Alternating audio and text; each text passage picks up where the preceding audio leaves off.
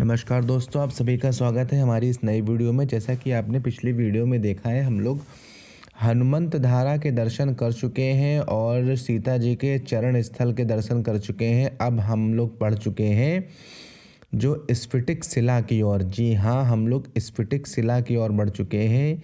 यहाँ पर राम जी बैठते थे और उस स्फटिक शिला का मेन विशेष बात यह है कि वहाँ का जो पत्थर है वो बिल्कुल ही पिघल गए थे और वो पत्थर आज भी वहाँ पे मौजूद है। वहाँ पे आप जाइए, उसके दर्शन करिए।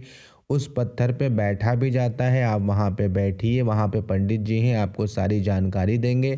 जैसा कि आप देख रहे हैं, हम लोग स्फटिक शिला जो स्थल है वहाँ पहुँच चुके हैं और ये वही पत्थर है जो आप अपनी स्क्रीन पे देख रहे हैं।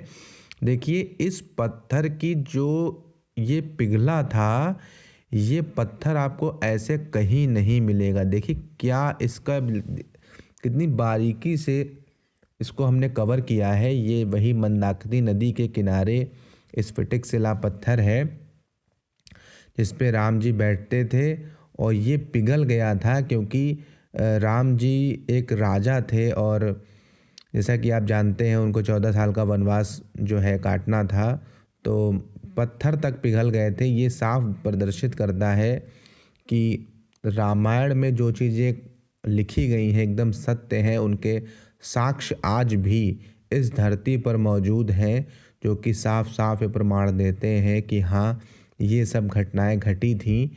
और जिनको विश्वास नहीं होता है वो इन सब जगहों पे आकर टहले घूमे तो उनको भी एक विश्वास जागृत हो जाएगा कि हाँ, कैसे हमारे प्रभु श्री राम जी ने कितने कष्ट सहे थे, कितने सालों तक इस घोर जंगल में उन्होंने गुजारे और अपनी तपस्या करी, काफ़ी लोगों का उद्धार किया और अपने जीवन में आगे बढ़े।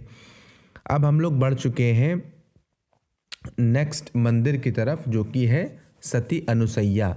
जी हाँ, हम लोग सती अनुसैया मंदिर की तरफ बढ़ चुके हैं। ये भी ऑन द वे आपका रास्ते में ही पड़ेगा।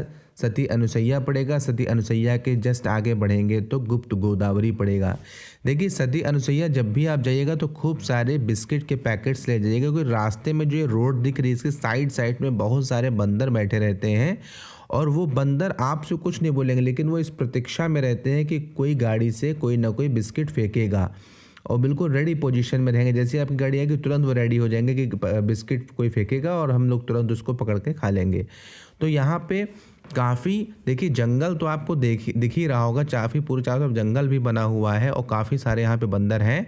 तो बंदरों के लिए आप केले हैं या फिर बिस्किट्स हैं, ये लेके जा सकते हैं। और चलती गाड़ी से भी अगर आप बिस्किट वगैरह फेंक देंगे तो आराम से बंदर जो है उसको खा सकते हैं। बाकी देखिए, ज़्यादा दूरी वहाँ से नहीं पड़ती है क्योंकि सारे ही मंदिर ऑन द वे आपको पड़ेंगे और यहाँ पे ऑटो की भी सुविधा उपलब्ध है। अगर आप प्राइवेट बाइक से या फिर प्राइवेट टैक्सी करके जाते हैं तो भी आप जा सकते हैं। जस्ट मंदिर के बाहर तक आपकी गाड़ी जाती है और हम लोग इस सती अनुसैया मंदिर में पहुंच चुके हैं। ये देखिए, मंदाकिनी नदी है।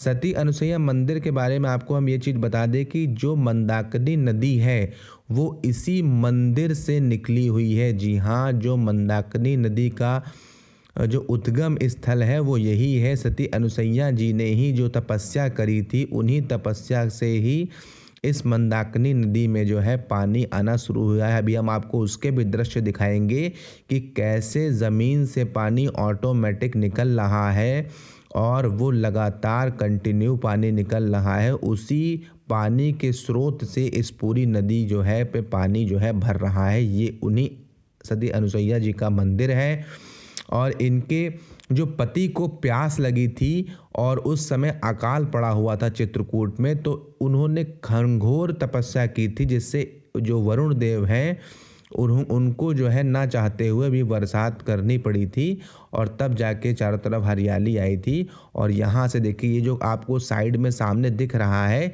यहीं से लगातार पानी जो है वो निकलता रहता है। ये नीचे आप देख रहे हैं जो बना हुआ है, ये देखिए सामने, यहीं से पानी लगातार निकल रहा है और कंटिन्यू निकलता रहता है। ऐसे 4-5 यहाँ पे स्रोत बने हुए हैं, ये लगातार पानी निकलता रहता है और नदी में पानी का फ्लो इसी कारण से बना रहता है।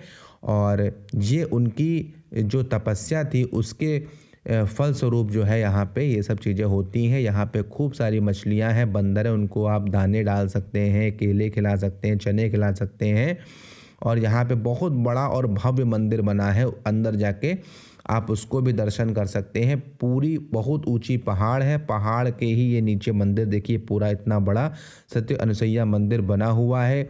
लंगूरी बंदर भी खूब सारे हैं यहाँ पे, लेकिन आपको उनसे कोई भी तरीके खतरा नहीं है। वो सिर्फ लंगूरी बंदर आपको बिल्कुल परेशान नहीं करेंगे, वो सिर्फ खाने पीने की चीज़ें आप उनको खिलाएंगे, हाथ से खिलाएंगे तभी वो खाएंगे, फेंक के खिलाएंगे तो नहीं खिलाएंगे।